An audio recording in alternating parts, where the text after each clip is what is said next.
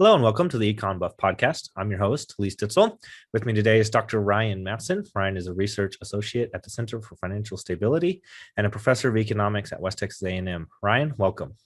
Glad to be back, Lee. So, Ryan, what happened was we put up our crypto episode, and as you and I talked about before we started the episode, this is a hot button issue, right? We have a lot of believers, we have a lot of doubters, haters, as the kids say, and we fielded a lot of questions. And so I appreciate you coming on really short notice. I've organized the questions sort of by showing up multiple times or themes. I'm going to see how far we can get through this. We'll just go for an hour. If you're a listener and you posted questions that we didn't get to that you would really like for us to address, I guess send them again, and we'll see about doing a follow-up episode to this. And so I just overall want to say, this is a good sign. This is the first time that we've kind of gotten to this point on the podcast of having a big response. So I'm going to open us up with the first question.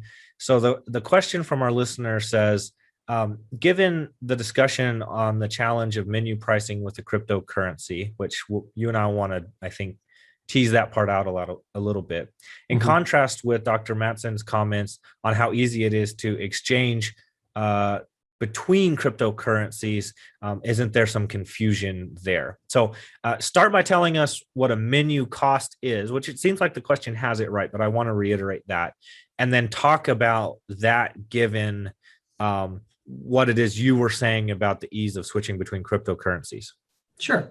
So as we kind of learn in principles of macroeconomics, when you have a high inflation environment or a volatile price environment, it's costly to keep changing those prices on your menu, for example. So if I'm going to, let's say I go to a carnival in Ciudad Juarez, and, I can see the taco trucks up and you have, some waffle places, and, it's great. But what you'll also see is you'll have these signs where you can see where the price has maybe been erased, or they put a little bit of white out there and they've changed that. Well, that has a cost to it. It's a menu cost.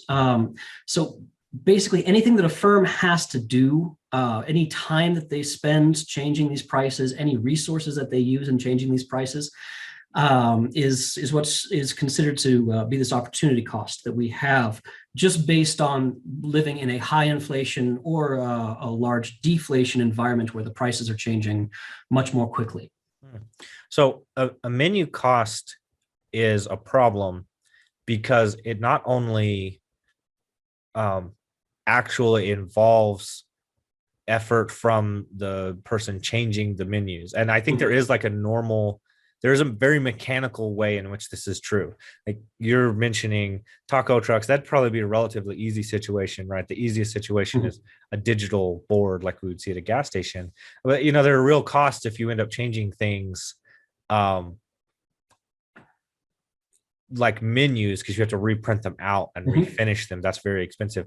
But I also think there's a nature to menu costs that is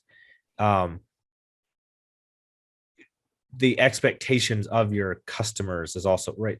I don't want to go to a store that's repeatedly changing prices on me. So we like that stability. Yeah. I mean, if the taco is, $5 for 3 tacos, and then suddenly you're at 6, 7, 8, 9, you start wondering, well, okay, this guy just keeps raising prices on me. You may have the cost then of the consumer deciding that they, forget this, they don't want to shop there anymore as well. Yeah. Right. Okay, so the second half of that comment is about how easy it is to exchange between cryptocurrencies. So one of the things in retrospect that I probably should have interjected more on is this comparison about how easy it is to change money. We talked sort of in broad categories about hard money, gold and silver, about paper fiat money, and then about cryptocurrency, which is obviously the right thing to do anytime you get into these type of episodes. And I agree with a commenter who's saying you made it sound easy to exchange between cryptocurrencies. My personal experience, as limited as it is with anything other than paper money, is doesn't strike me as easy to switch between cryptocurrencies because I'm not in that market. So it doesn't strike me as true. One of the things I think you said something like, well, I said a hypothetical. What if your daughter found a gold doubloon in the backyard? And you said, right, well, where would I sell a gold doubloon? Right. And I think rightly made the point that said, well, sure, but if you actually had a gold doubloon, surely the value of that would make it worth it. Even if I had a silver coin that's currently worth 30 something bucks, still going to be worth it to swap that out, given depending on what it is that I want to do with that. Have you, I guess, expound on that? Would you rebut the point that I'm making, that I don't see it as particularly different, crypto to hard money for sure? And maybe if I weren't just doing my normal business, if it weren't the setting that I were in, I don't know that it even necessarily be easier with paper money. Comment on that. So I do stand by the fact, I mean, I do stand by the statement that it is much easier to trade in crypto than it would be for the hard money. But I don't think that negates the existence of menu costs. Yes. And certainly on a consumer end as well, if for example, we see, a Bitcoin going up and up and up and up, then as a consumer of that monetary service, I would have the same kind of issue with this risk in the store of value and speculation. And I may not want to jump in when, say, it's shooting up like that. I may want to, if I'm using it for a medium exchange anyway, I may want for it to stabilize. So yes, you can still have, in my opinion, anyway, from what I've seen, you can still have menu costs. They're not, the price doesn't go down to zero just because it's instantaneous, or just because it's in an electric ledger. There is still a cost associated with that. And since this is kind of a new technology in a new world, we may not even know all of the potential menu costs that could be coming into effect that might be influencing this. So let me turn to the next question. We got multiple questions of this. I think would be predictable. It's some variation of you need to defend the credibility that you assign to the Fed. So I'd like to do that in general. I'd like you to do that in general. The comments that accompany that are things like, I mean, we don't know how high inflation is going to go, and commenters maybe not being very impressed by whatever variation of inflation rate targeting the Fed is doing. So comment a little bit on the credibility of the Fed from your perspective. Well, so we have the great moderation, right? This period where inflation from about, I guess, depending on who you talk to, but going from, say, let's go ahead and start with 70s, 80s, 90s into the aughts, you have this very stable inflation rate. So the Fed, and right or wrong, the Fed is taking credit for that in what they've been doing since Volcker to try and stabilize that inflation rate. They really, really went after that first rule that they had, as they should have, because Milton Friedman argues in Monetary History of the United States that the Great Depression was not really an issue of a business cycle. The Great Depression was an issue of the Fed not doing its job. That they should have been expanding the money supply in the face of a large aggregate demand shock, or in the face of a recession, people losing their jobs. They should have made money easy so people could purchase again, and then we can recover the economy. They seem to have done a very good job of this then. They seem to have learned that lesson in the 80s, 90s, and aughts. I remember there's a famous Ben Bernanke speech, actually, commenting on Milton Friedman's, I think, 90th birthday, where within the speech, as Ben Bernanke is on, it's not the chair yet, but he's on the board of governors, he says, Milton Friedman, Anna Schwartz wrote Monetary History. You were right, and we will never do it again, basically. Well, or at least try not to. So you're saying the easy money that we're seeing right now is Milton Friedman's fault? The easy money that we're seeing right now is the fault of monetary policy that's based off of Keynes, Friedman. Bernanke also wrote on this. Well, so let's make that point. Macroeconomists, yeah. Bernanke is one of the eminent monetary policy scholars about the Great Depression. Yes. So I think if you understand Bernanke's history, his education, it makes a lot more sense what it is that we saw under his administration. Well, so the Fed seems to understand its job, and they want to credibly do this, credibly go after it. And Ben Bernanke then wrote about the Great Depression of, okay, I know how to solve this then. If you read his biography, or his autobiography, which is, thick but worth it. He's talking about it even in the first few chapters, on the eve of the financial crisis and this Great Recession.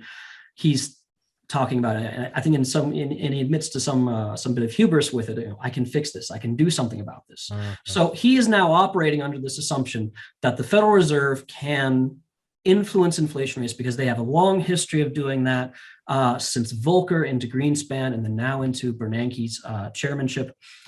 But part of credibility is not just that, okay, we believe they want to do this and we believe that they're going after it. So one of Friedman's big critiques anyway was that the Federal Reserve was defending a strong dollar and defending the gold standard. And that was not within their purview. That was not what they were supposed to be doing as a central bank.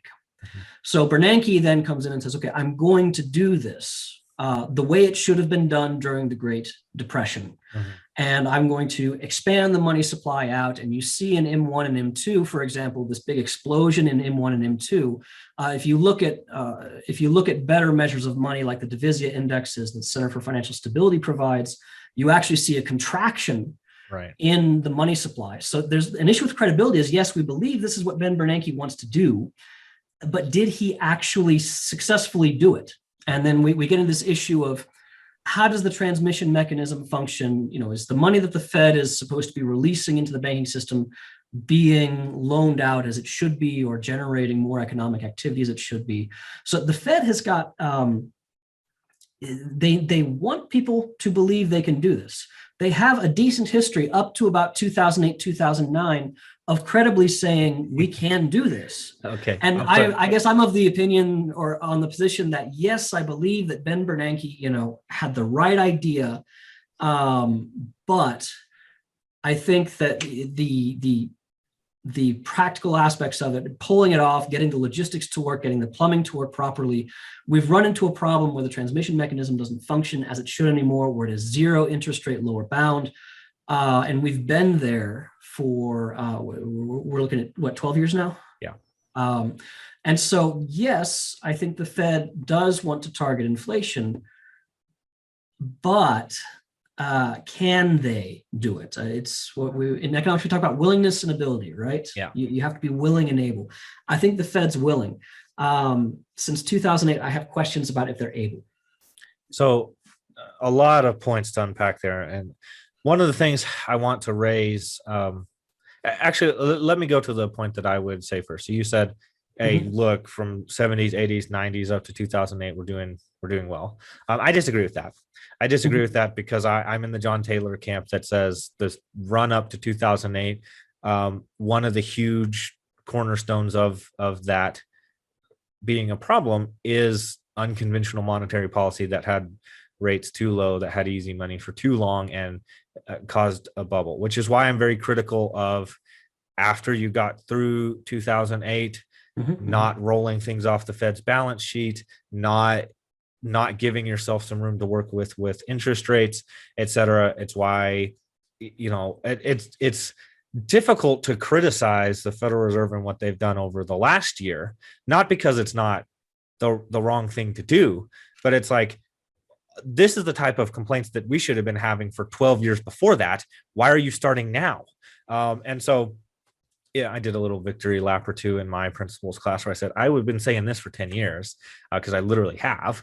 I remember saying this in my PhD classes 10 years ago. And I was sitting in there going, we're revving the engine right now for no reason, and getting, sort of mixed, as you would expect, mixed feedback in a graduate class. So I think let's set aside, not that this is very important to discuss, and I don't want to, I want to set it aside, but I don't want to do so by making it sound like it's trivial. So what's happening sort of pre-Volcker era, what's happening in the Great Depression, all very important. But I do think you should spend some time defending, okay, and I agree with the idea that there is stable inflation rates in that 70s, 80s, 90s, 80s, period. 80s, not 70s, but yeah. Well, you said 70s. I did say 70s. I probably. So what was your thought process there? What did I miss? Oh, the stagflation in the 70s of 73 and 77. But then I you'd grasp also that. give a Friedman argument of the Federal Reserve was not doing its job during that time period. Okay, so you're making the Friedman argument as presented by Bernanke there. Okay, fair enough. Yeah. So what, and you've already teased it because I think you're saying we only nominally did the right policy. I'm going to assume you extend that back to 2000, but for sure in the wake of 2008. Lay that argument out for us, because one of the things that I just said was I'd like to see the Fed roll things off its balance sheet and this, that, and the other. If you're right, there's a very different prescription for that. So spend a little bit of time defending the 2000s and then talk to me about where you would break from me in terms of easy monetary policy not having actually happened versus what the implications are for the Fed in the wake of 2008, even to today. Mm-hmm. So I think when you're talking about 2000, you're talking about the recession of 2000, 2001, right? Where we have Enron, September 11th, tech bubble issues, things like that. Yes. So with that was a very garden variety recession. And so then the Federal Reserve sees that, they see disinflation or deflation. So Alan Greenspan then lowers interest rates, moves money out into the system. And then once that kind of we also had a fiscal stimulus associated with that, but let's ignore that for a second. You pump the money into the system, you bring the prices and the wages back up by allowing banks to borrow or lend more, by allowing firms to borrow more easily and banks to lend more easily. And that gives you this stimulative effect. And then once if we're going to talk about John Taylor, then once we hit we get to that 2% inflation, which we did more quickly in the wake of the 2001 recession, then the Fed can say, well, I'm going to raise interest rates now and we're good to go. Now that didn't happen in 2008 and 2009, 2010, 2011, 2013, 2014. For a long time, we had, according to CPI and the PCE price index, which the Fed follows very closely, the personal consumption expenditures price index, we had little to no inflation. In fact, we had deflation for one of those years. Now, it lines up with the contraction in the money supply.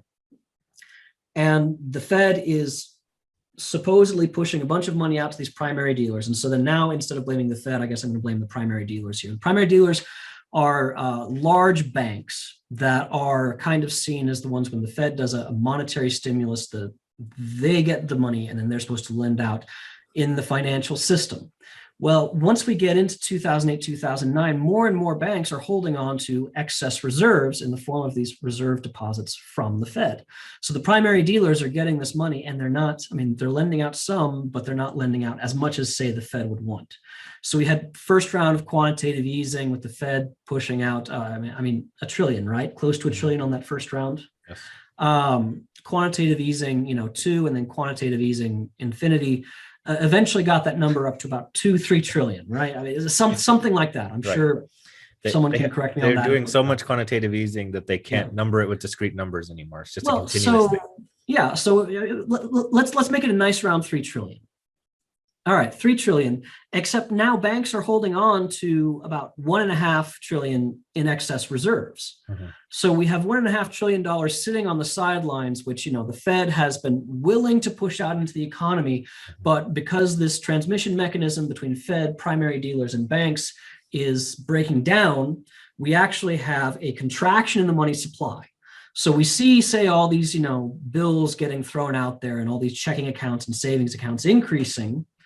But if you look at the Divisia measures, say Divisia M4 contracts by about 4 or 5%, based on the fact that all the money that banks use to generate more monetary service is sitting in a vault somewhere. And I'm using that metaphorically. It's not literally sitting in a vault, but it's not being pushed out to firms who would then hire people who would then use the wages to purchase things.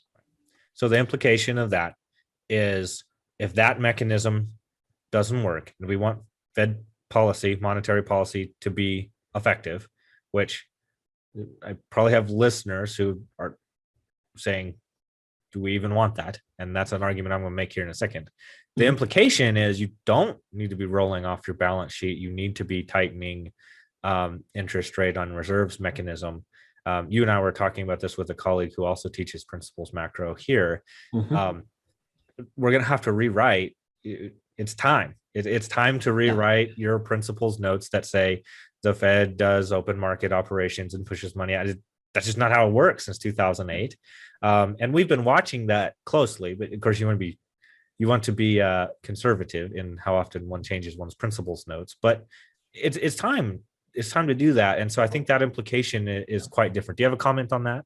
Yeah, I do, because then one kind of advantage to this is and I think this is something that the Fed, I think, saw coming and has been planning, because they didn't start giving interest on reserves until 2008, which of course then if you're a bank, you're like, well, I can sit on this and earn, I don't know, 0.25% or lend it out, and let's say the risk of default is so high, I'd rather take the 0.25%. If the Fed ever wants to do negative interest rate policies, that interest on reserves, I should say, I don't think there's a difference anymore between excess and required reserves. That interest on reserves is, I've just said something else that people are going to have a hot take on. Required is zero. Send us your email about excess reserves. We'll do a Q&A too, and I'll lead with that question because we can't even do it. We can't even get through an episode without inciting more. No. Okay. Had you completed that thought? But okay, reserves. That's where you can then charge a negative rate on those, and that's where that mechanism would come in, without, say, the general public seeing, oh, I'm getting negative on my bank account. Yeah. I think a lot of people mistake negative interest rate policy and think they're going to make my savings account a negative return. Yeah. No, not really, but it has more to do with the reserve balances. Yeah. So the point that I will make is this: we have an episode elsewhere on this channel. I'll put the link here on the YouTube and on the webpage, so you guys can circle back around to our longer discussion on all of this idea. Is you're just arming me with reasons to say why we don't need discretionary policy. Let's have monetary policy that doesn't end up putting a bunch of things on the Fed balance sheet and rolling them off or not rolling them off, or quantitative easing, or let's not do that. Let's hand the rates over to a rule. And I think you do have a good retort there about, okay, but is the rule actually going to be expansionary, or is it also going to have the same kind of errors? But right. We'll use Divisia and we'll solve that. And then, of course, yeah. And then we don't have to worry about, because now we're doing things that are beyond the pale, in my estimation, of just taking and putting mortgages straight on the Fed balance sheet. That's nationalizing the banking sector. I just can't see many people being for that. And yet here I am, apparently the lone voice crying in the wind, like, why are we nationalizing the banking sector right now? Me and John Cochran, I guess, back to back in the shootout. But so comment on that. Why am I wrong? What am I missing? For any good rule, I mean, first of all, you're going to need good data, which is the basis of the Divisia question here that William Barnett has been working on since the late 1970s into the 80s, 90s, and on. We don't have, with the exception of Divisia, we don't have a good measure of the money supply. The Fed doesn't use a good measure.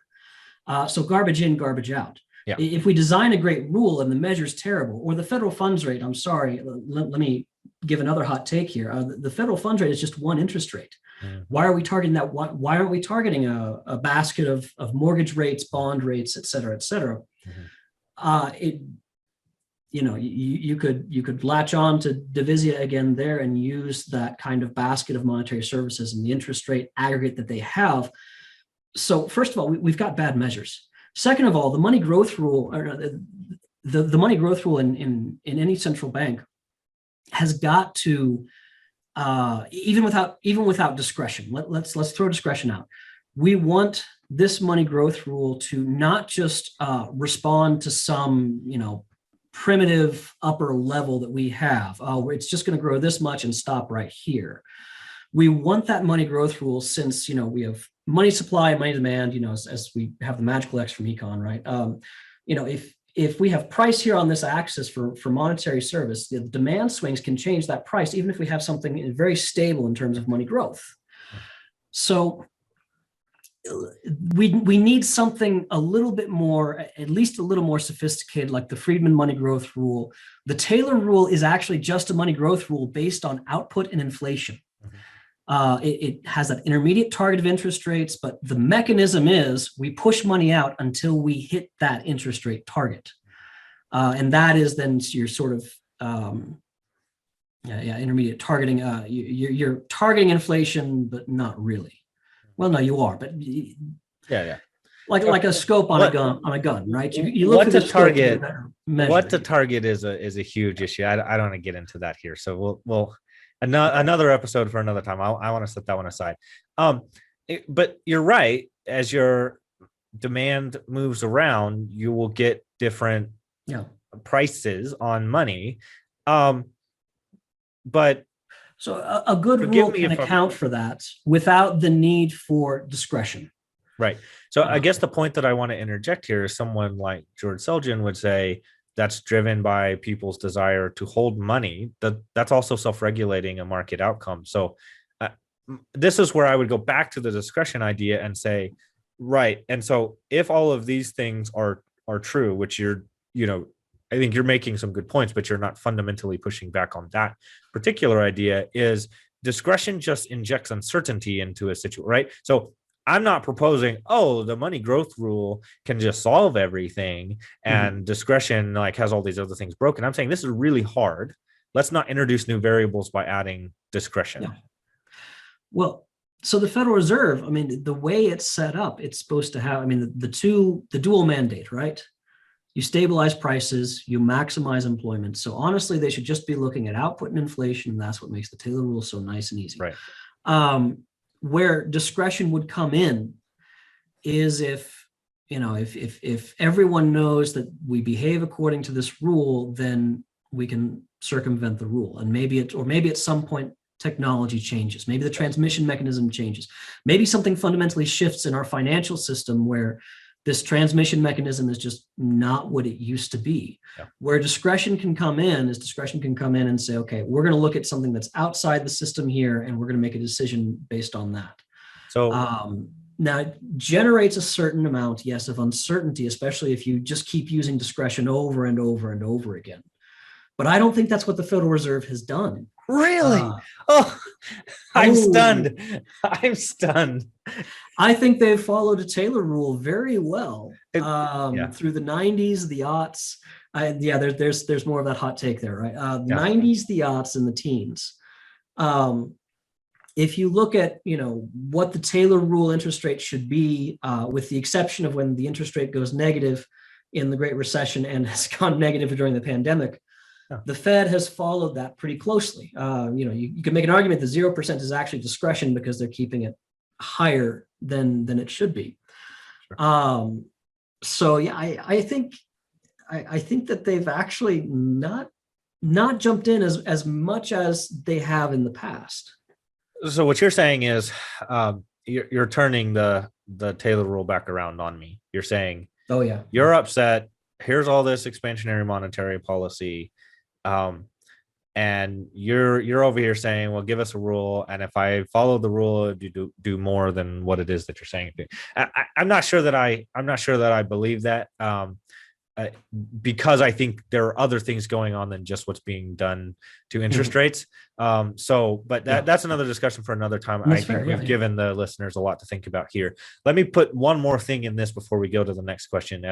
As you and I predicted before we started this episode, we wouldn't get very far, but we're trying. So another common comment, I'd like you to evaluate your impression of the quality of such an argument, is to say, you and I are sort of interested, I think, in stable inflation over time. But there is a sense in which even stable, consistent inflation that allows people to make a consistent set of choices, right? We're economists, and so we're thinking about how do you do things that facilitate trade and exchange in a way that people are better off. And some people are looking at it going, no, I want money to facilitate my ability to save.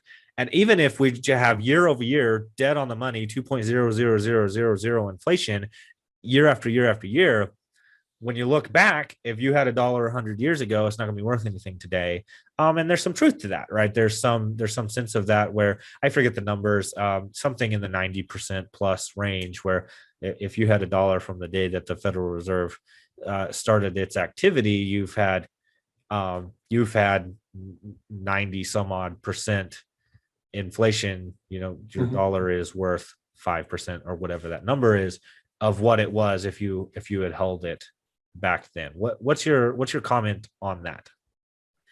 So, you're saying the people who want, say, this almost complete store of value, it maintains, what the dollar was worth in 1955 is the same amount that it should be in 1995. Yep. Or 2005. Yes. Sure. Well, generally speaking, most macroeconomists agree that you want some small, stable inflation, or some have argued you want some small, stable deflation. That's one of the ideas behind the Bitcoin money growth rule, for example. So, but the idea then is the level of it is not going to matter. The fact that a nickel bought this back in 1955 is not so much as important as, say, in the short run, being able to negotiate your wages and negotiate these prices while minimizing certain menu costs, as we talked about a little bit earlier in the video. But the idea of it being stable over the long run and nothing exciting happening. So as far as maintaining, $1 being worth the same in 55 as it is in 95, I don't think that we can particularly hope for that in terms of our money. I think there's some, realistic approach in which that's true. But if we're taking this philosophically, I mean, there's a point to be made there. As I'm going to argue, and I got some of this argument from you back in the day. So, I want to give credit where credit is due. We're about to say money is a service. I mean, this is literally the next question. Yeah. And my addition to that, and what I write on the board in class, is that moves consumption through space and time. If you have inflation, it's moving consumption through space and time inefficiently, right? It's saying, here's $1 that I earned today. I mean, let's take the most the most extreme example of this, which is hyperinflation. We have stories where people want to get paid twice a day so that they can go buy a sandwich, because prices will be different at dinner time than at lunchtime, and they got to take a wheelbarrow full. I think you said what was it? A barrel of German francs or something won't buy you a loaf of bread. Yeah. Right. Yeah. Deutschmarks. Thank you. And francs, that's a bad mistake. And you got the European Union on your mind. We made it the euro now. Yeah, it's on the other side of the ocean. I don't differentiate. No, that was a bad mistake. But now that ability for it to move consumption through space and time reliably is compromised. And you laid out some reasons, so I don't want you to reiterate. Yeah, I don't want you to reiterate why you think we need the inflation, but comment on just that philosophical nature of money as a service and inflation. So yeah, I totally agree. Movement of consumption across time and space. I used to joke with my money and banking class that money is actually a time machine. You can do things, with it across space and then through time. But what links it for that store of value and that consumption moving over time is that interest rate. And that's where, that's the whole point of the financial system, of that you can put your money into this bank or financial firm that will over time pay a certain amount of interest based on what they do with it. So you deposit $100 at Amarillo National Bank, and Amarillo National Bank loans me, I was going to say 90, but now no reserve requirements, right? Okay, and Amarillo National Bank loans me $100, and I go out and start a business or write a book and get a return and pay off that loan. That is transitioning, the current consumption that you didn't need into the current production that I would not have otherwise been able to do. And so that maintains your store of value there. So I see the point that, yes, inflation is going to be, eating into this over a long period of time. But part of expanding the idea of money as being a service instead of a good or commodity is that there are different forms of money with different emphasis on each of those services, whether it's the store of value, the medium of exchange, or as I understand from the questions, people got upset with me for saying speculation. Yeah, let's just go there. Let's just yeah. go there. Let's jump over a couple questions and go straight to that. Yeah. So more than one comment went something like that. One person said it's outright insidious to include speculation as a property of money. Another person accused you of equating speculation with the store of value. Yes. So comments on that. Is speculation part of the money service? Let's just start there. And both great points. I'm nothing if not insidious. Okay. So, all right. So the store of value, yes, the speculative mechanism that I'm seeing money serving is generated from that store of value, but it's different. If I go and deposit value into a savings account or money market mutual fund or certificate of deposit, then I am looking for a very secure store of value. But I could also take that $100 and go to a foreign exchange market, and I could start gambling with it and say, well, I think the euro is going to do this, the yuan is going to do that, or I think Bitcoin is going to do this, or Dogecoin is going to do that. It's not. I'm not saying that this is, okay, we've defined money as this. This is a behavior that people have through their own choices and their own actions started to demonstrate with money. And it's something that goes far back. There's always the stories of John Maynard Keynes was a currency speculator. Not a very good one, but he did it. You have Isaac Newton losing money on silver, right? I mean, he also was kind of caught out. People are looking for speculation. And yes, we can find it in equities, and equities aren't really a money. We can find it in commodity trading and things like that. But we also find this in just the very exchanging of currencies back and forth, trying to chase a certain amount of whether it's what is it we always tell students, the arbitrage opportunities. Yeah. And this speculation, and now I want to go with the insidious point here, because this is a really good point. A lot of people will look at speculation and just think, okay, this is bad. You're going into Vegas and you're gambling, right? This is vice. This is not. Well, speculation and all of the tools that we've created to speculate. I think you had Dr. McKee on talking about the GameStop. Yes. What this speculation has actually been able to do is help stabilize some of these prices. The kind of speculation that you get with Bitcoin is the kind of wild speculation that I think is what we saw kind of at the beginning of, gold and silver transitioning into money and bonds and things like that. You start to see very volatile amounts. But the more instruments that people come up with and dream up with in finance, the more ways we can kind of flatten out that risk and then increase our return. So I think both commenters have a good point. The store of value and the medium of exchange allow for this speculation. And I think we need to recognize that in a currency. And that's why I've added that on. We also talked about, you've got to change your principles textbook or money in banking. This is something that when I teach my students, I say, okay, this is not in the text, but I want to separate this. Because in the same way I separate cash, which is almost purely medium of exchange, especially with inflation. I guess in a no inflation environment, you can have a store of value, but cash is definitely medium of exchange, more so than it is store of value, as you've pointed out with that previous question as well. A savings account is supposed to be more store of value than medium of exchange. And a money market mutual fund or a short-term treasury bill, like a 3-month treasury bill, which the Center for Financial Stability includes that in the Divisia Inform measure as a kind of money, because there is some medium of exchange properties that it has. They're more so the store of value, but people also will speculate on these things. Yeah. And there are going to be those tools. I can take Bitcoin, and it's the Wild West, man. It's great too, but I can take Bitcoin and speculate with it. That's what I'm thinking about. I want to get high returns on that Bitcoin that I bought, actually the morning we did the first podcast, Yeah. I'm looking for high returns. I'm not looking for store of value.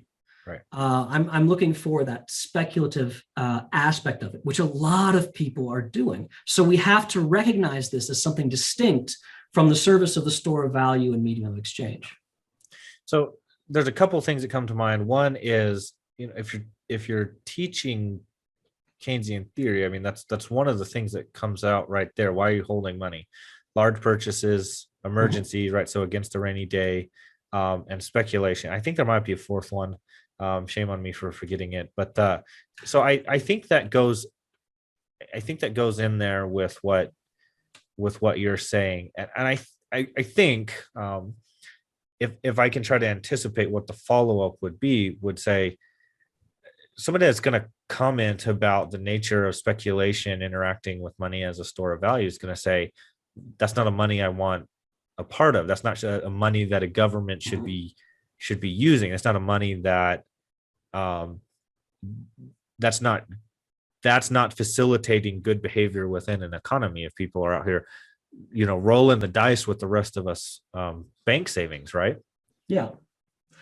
Oh, okay. So you're saying if we can gamble, we're not going to behave.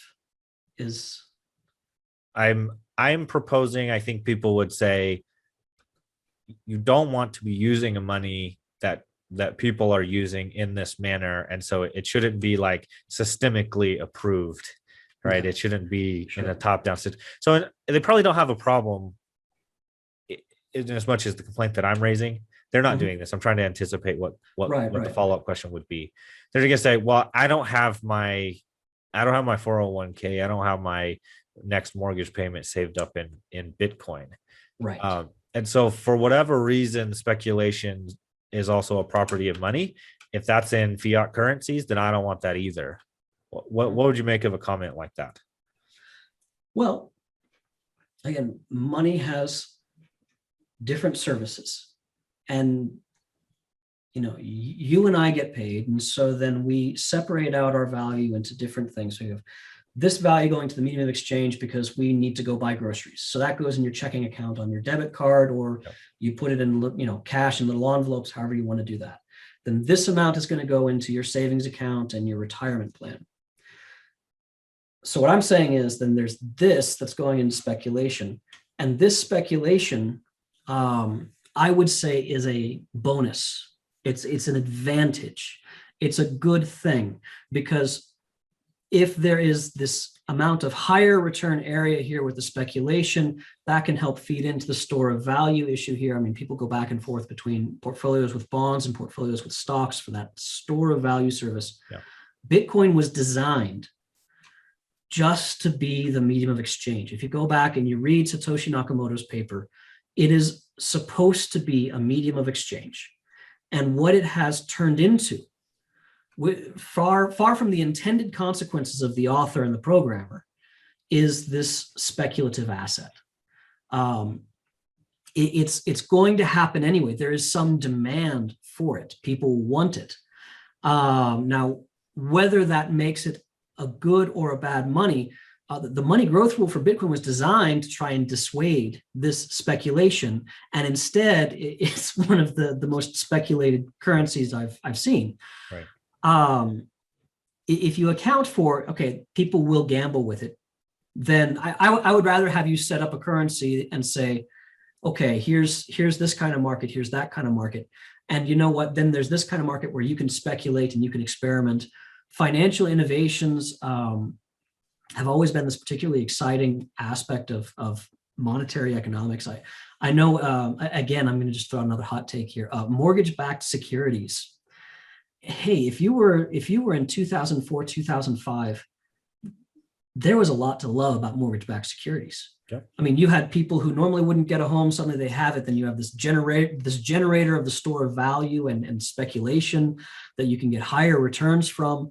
But yes, now we run into the problem of when that gets bubbly and then crashes, we lose that value. Okay, and so my listeners are fist pumping when you say that. They're saying, yeah, he's admitted we're right. So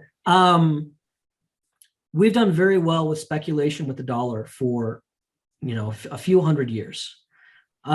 Speculation is going to be an aspect of this, and even if you get even stricter, and even if you go to a gold standard, I think you'll see what exactly we've seen with Bitcoin. We see a very high volatility in the price because a lot of people are jumping in to speculate on it. So, last question on this before we turn to the next thing. So a single Bitcoin is worth something in the ballpark of 65,000. 57,000 this morning, but yeah. So that's in the ballpark of median income. And I'm not gonna put you on the spot about what your salary is here, but just suppose that West Texas A&M comes to you tomorrow and says, okay, starting in the fall, we're not dealing in this dirty fiat money anymore. We're all Bitcoin all the time. We want to renegotiate your contract. You're a tenured professor, so you'd have some leverage here. And they say, we want to give you however many Bitcoins is equal to your current salary. Are you taking that? What kind of premium do you need in rough ballpark to sign that contract? Knowing that you're screwed if 2 years from now they can pay you in Bitcoins that are worthless. What do you think? Is there a number that would satisfy you?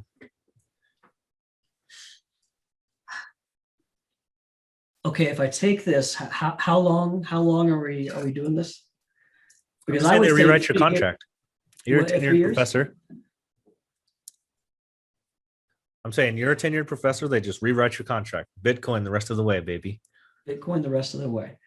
That's a tough one, because I would have to say, if it's been this year, I would definitely take it up on that.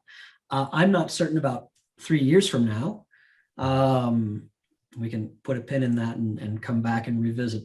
But this is part of the point, right? Is we're talking about store of value over a long period of time. Are you? I assume you're going to be fine getting US dollars for the rest of your This is a menu cost because I have to spend time thinking about it. Yes. And if I have to spend time thinking about it, that's very telling. Yes. That I'm sitting here thinking, well, wait, honestly, when I get paid, all I want to be thinking about is, okay, what am I going to buy? What am I going to save? Yep. And which bills do I need to pay? Yep.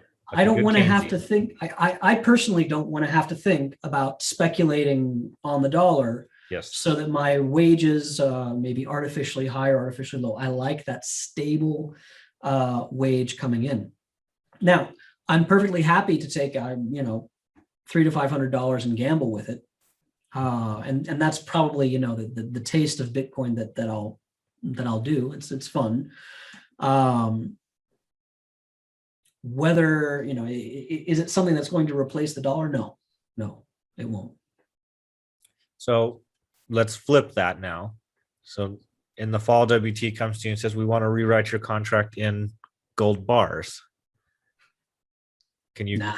No, you just no. So you I'm a lazy man.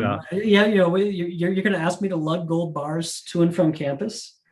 No. I especially don't want to think about what happens if if any criminal element realize that I've got gold bars in the trunk of my 2010 Honda Accord. No, that. So they'll armored truck it to your bank of choice and put it in their vault. Oh, okay. Well, I'm trying to. I'm not asking this question about transaction costs, right? Yeah, that's a huge transaction cost. If somebody knows today's the day that Dr. Mattson gets his gold bar and he's going to have to be in his office on campus to retrieve it you're getting robbed. I mean, just is how that's going to go. I get that. Yeah. I'm saying, no, the armored truck, it's insured. They take it to your bank. Yeah. It's okay. In the vault where you can get it. Now it's up to you to figure out some way to trade that into whatever medium of exchange you want to take to the pizza store. No, I'll take dollars. Okay, so you'll dollars over gold bars, but you'll at least think about the crypto. Oddly enough, right? Huh. I expected that. Yeah, I'm not sure I'm on the same page with you. I find the first question very, very difficult. I encourage all the listeners. You guys can get in the comments below and say, my current salary is X, and I would take 1.1 times X to go to Bitcoin completely. Let us know. Let me change lanes a little bit because we've kind of been in the same groove. And so I want to get some variety in here. One of our comments is, why is barter so bad? So I'm going to go out and reiterate a little bit what I said in the first podcast. I don't think barter is a bad thing.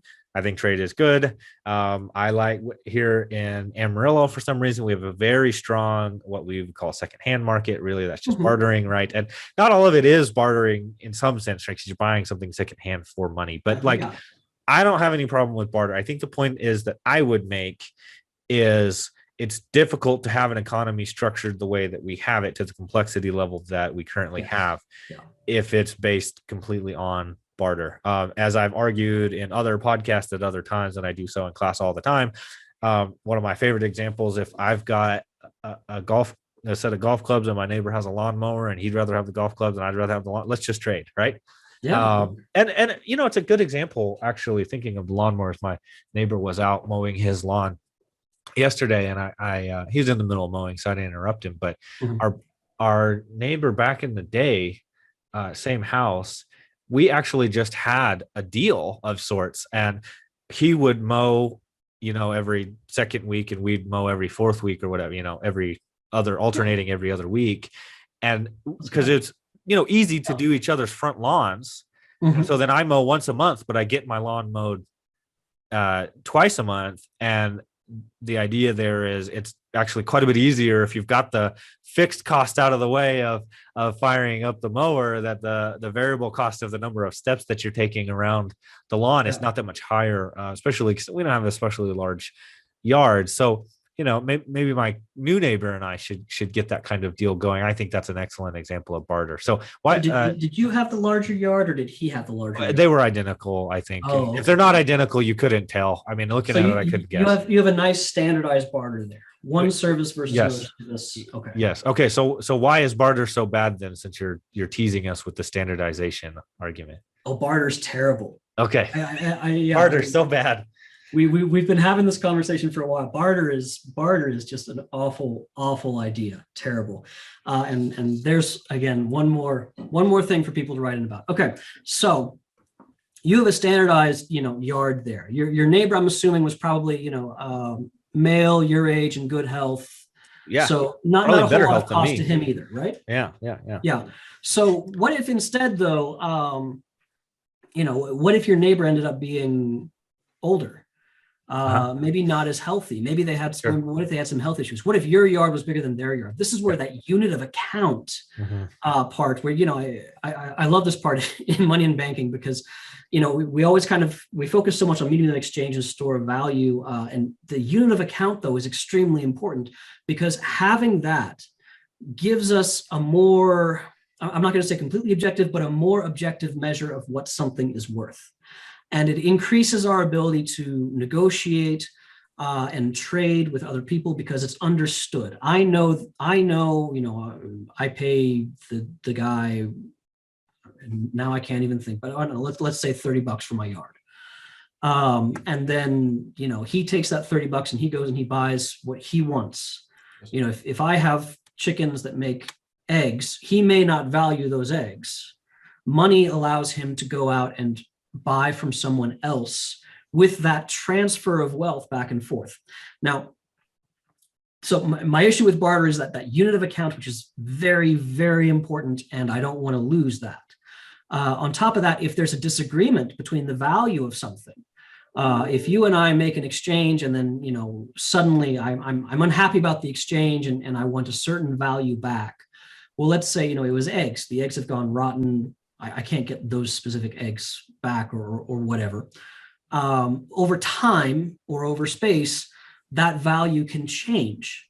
And having a standard unit of account can enforce if there is a conflict between two people who have made an exchange. And they can go then to an independent arbiter, like a court of law or a judge of community, and say, no, Lee Stitzel has wronged me. These eggs were worth this and this. I demand some kind of compensation now. And the last big issue I have with barter is it opens the door for a larger amount of inequality based on enforcement of a transaction. I am, I'm a short guy, not too strong. But if someone comes in and says, "Hey, Dr. Mattson, I'll trade you this book for your laptop," I like, no, I don't want to barter that. No, thanks. If someone comes in and they physically threaten me or threaten me with violence, then yeah, I'm trading. Yes. What money can do by standardizing in our heads the value of everything, we can see how much I've lost from that crime. And on top of that, with money, I have something I can fall back on and say, are you crazy? This book is like $5 and the laptop has got to be, 500. So no, I'm not going to engage in that. Barter can create a power vacuum that the generally stronger can move into. So it always kind of it always kind of entertains me in a terrible way when I hear people talking about, money is creating this kind of evil within society, and we should all go back to bartering. I don't think people realize the problems that are inherent in a total bartering economy. Going and exchanging knickknacks is one thing, and it's fun, and Lord knows I love going on my Facebook neighborhood page and seeing, oh, this person needs such and such amount of lumber, and I have this and this amount of plumbing piping that I'm not using, or okay, back and forth. That's fine. But on an economy-wide scale, you're just asking for all kinds of problems in trade. So I think your unit of account idea is useful, but I think you do want to separate that from facilitating trade. So money does something really important in facilitating trades that don't have to be perfectly bilateral all the time.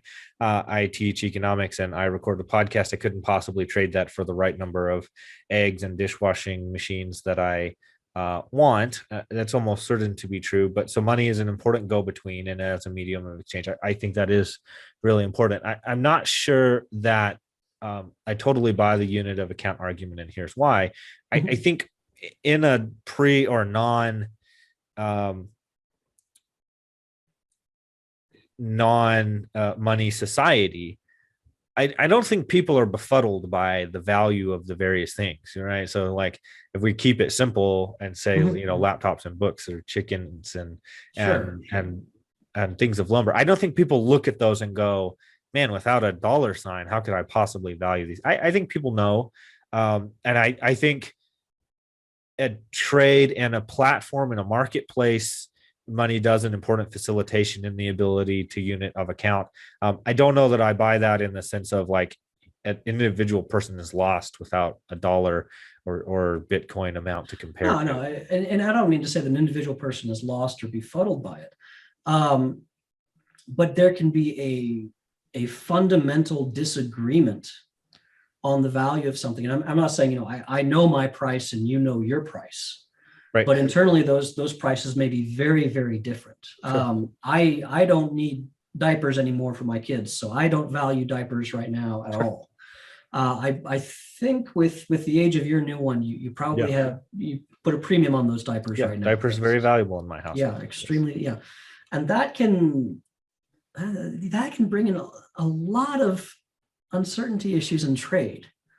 So it doesn't have to be that, we need the unit of account because we don't know, but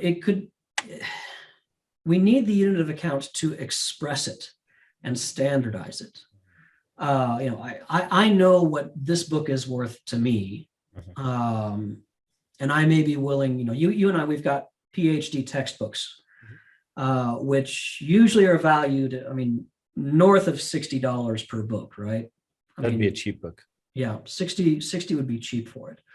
I think people who haven't gone through a PhD program or through university at all would be shocked at how expensive some of these books are. Well, my neighbor isn't maybe in a barter. Well, that's curious. Let me think my way through this. And maybe not shocked. Maybe I should. So my neighbor has a lawnmower, and I have a Cameron and Trivedi microeconometrics textbook right here. Yeah. it's worth more than the lawnmower, most likely, assuming he hasn't got a new fancy, nice lawnmower, or it's similar in value anyhow. Yeah. He's not trading for that in a barter society. But just suppose I really needed the lawnmower. Well, maybe I don't buy that argument. So I was going to go down this line of reasoning.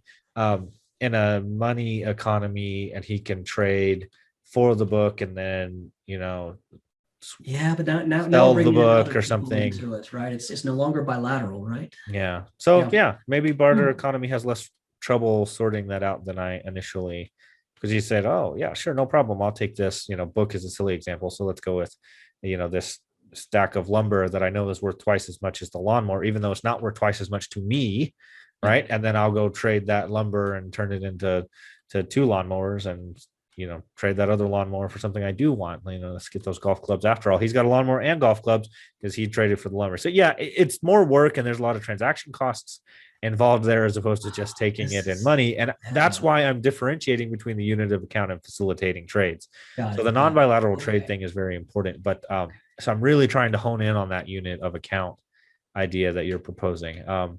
Yeah, I guess I don't. I guess I don't. I see what you're saying, and I'm not proposing that that's useless, but I don't think that's such a big strike against barter. Yeah. I'm trying to think. What was the other thing? I wanted to circle back to the one other point that you made, about inequality. So you're proposing that the use of money does something to facilitate, like, rule of law. Yes. And judgments that we couldn't do in a barter economy. Yes. To argue that, you'd have to be standing on saying, look, like, money economies I'm are jumping doing into something to improve over a long history of, well, it's even tough I'm to jumping say. into my speculative service here for academics, where I can speculate in that. Okay. Yeah. So this is a nice parable that I have. It's a nice way to talk about some of the issues with barter. And it's very cute. And as with all, kind of cuteonomics examples, I probably should be more careful with this. But with the history of money, as it is, as you go back, you find that people first decided, okay, we need some kind of standard. Mhm. And there was a reason for that.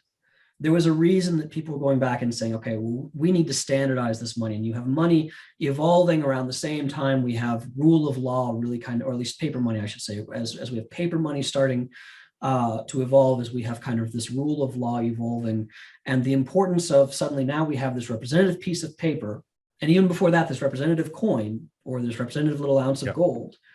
We had to find some system to give it credibility and give it transparency, and have it be measured in a certain way, which is important. Measurement is extremely important to economics. We need to know how big this effect is, how small this effect is, et cetera, et cetera.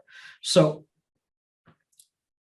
having that unit of account allows for things that a barter economy, maybe it would allow for it, but it would be very difficult to do. We have the barter system of, maybe, all of these different prices, depending on what you're trading, with who and how. But at the same time, you have all these different prices of different products, right? But you also have different people, and different people with different values, different morals, different ethics, different desires. And with a barter economy, it's much easier to slip through the cracks on some of this soft power or hard power influencing of whether or not a transaction takes place. So that's actually a good jumping off point for one of the other comments that we got is, whereas I thought that your definition of money as, a transaction history, verified transaction history, was pretty good. This commenter doesn't like that, and they say, well, if you purchase something with an ounce of gold, the verification is what's in your hand. So comment on that, as I think you should also talk about the Fed serving to verify money, and what's what's the point that a commenter saying, well, the gold's in my hand might be missing? Because I think this transitions very nicely from what you were just saying. Yeah. So to kind of get to that, this verification mechanism where we had Bitcoin, we do this with the Fed also. We talk about the chess thing back and forth, and we write a check. The Fed, as a central bank, is set up to have this ledger of these verified transactions. And in terms of gold, okay, so you put the gold in your hand, you trust this person that you got the gold from, and okay, there we go. But are you going to really trust that little rock in your hand is actually gold? You'd want to take it to a money changer or someone who can examine and say, why, yes, that is indeed gold, because people have an opportunity to deceive if they can counterfeit well enough. This, I'm sorry, I like parables and fables and stories. So you can think of Archimedes, who, this particular story is great because, this is the Eureka story where he's in the bathtub and he finds a way, or he finds a way to tell if a gift given to the king that he's working for is real gold or not by how much water is displaced when you put it in. And he figures this out. So it's a great story, but I think I'm going for a different area of that. It took one of the greatest inventors alive to verify if a crown was actually gold. Right. It took, a king who I'm sure is very used to seeing a lot of gold and dealing, hey, it's in my hand, it's verified. But even then, there is the possibility of counterfeit, even with gold, even with silver. Right. So that's the first part of that verification that I think that might be where some of that misunderstanding is coming from. The second part is, okay, you've verified in your mind with the guy, that's fine. But as we go into paper currency and checking and things like that, there needs to be some proof of transfer. Because then again, and we talked about, if a deal goes bad and someone wants compensation again, there needs to be some verification that you gave this person the good or the service that you gave them for that little bit of gold. That's fascinating. And I think that's a good, retort to that. So it'll be interesting to see if we get a follow-up question there. We're at an hour right about now. So I want to play us out with one last question, which is, you made the comment that the money growth rule for crypto is primitive. I got a comment that basically I'll synthesize here. Cryptocurrency is modern and cutting edge, and it's taking over the world. Software eats the world idea, all that good stuff. So it's wrong to say crypto is primitive. So I want to give you a chance to comment both on one, you said money growth rule, not cryptocurrency, which is was my knee-jerk reaction to this. But the reason I wanted to give you a platform here to read us out is crypto primitive, or just crypto's money growth rule primitive? So I would say that, okay, blockchain is not primitive. That the technology that underlies these exchanges, no, that's not primitive. It's brilliant. What Nakamoto wrote about when he had this, it's fantastic, and it is revolutionary in many ways in terms of transactions.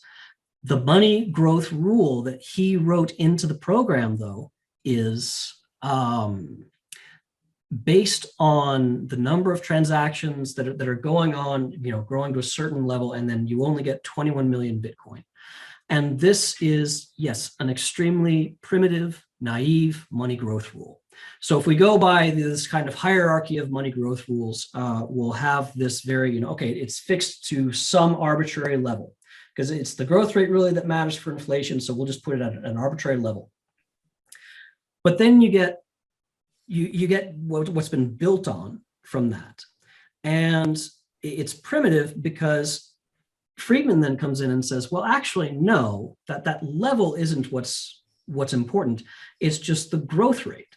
So kind of the funny thing is Dogecoin having no limit is actually a more sophisticated growth rule than Bitcoin. Now, I'm sure the technology underlying it, there's a whole difference there, but that money growth rule is slightly more sophisticated in that we understand that money growth is what is money growth and money demand are what are driving inflation, as opposed to some level. 21 million doesn't mean anything. You can go even further then with the Taylor rule, which builds into it not just, hey, it'll grow until this level, but builds in a financial system through those short-term interest rates. But those short-term interest rates are determined by the weight we want to give output, GDP, and the weight we want to give inflation. And this goes back to Irving Fisher's famous equation, the